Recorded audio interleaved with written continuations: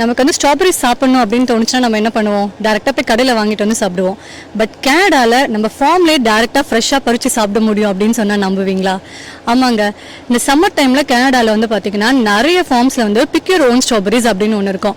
நம்மளே டேரெக்டாக ஃபார்மில் போயிட்டு செடியிலேருந்து ஃப்ரெஷ்ஷாக ஸ்ட்ராபெரிஸ் பறித்து நம்ம அதை பே பண்ணி வாங்கிட்டு போய்க்கலாம். இன்றைக்கி வந்து நம்ம அதுக்கு தான் வந்திருக்கோம் ஒரு ஃபார்முக்கு. இப்போ போய் நம்ம ஸ்ட்ராபெரிஸ் பறிக்கலாம் வாங்க.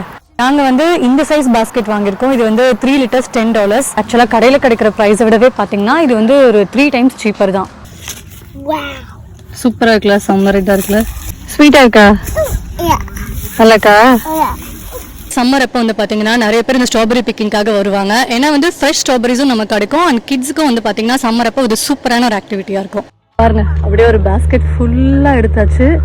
அப்படியே எடுத்துட்டு நம்ம வந்து வீட்டுக்கு கிளம்பிடலாம். இந்த மாதிரி இன்னும் கனடா பற்றின நிறைய வீடியோஸ் அண்ட் ட்ராவல் வீடியோஸ் எல்லாமே மிஸ் பண்ணாமல் பார்க்கறதுக்கு மறக்காமல் நம்ம சேனல் சப்ஸ்கிரைப் பண்ணிடுங்க.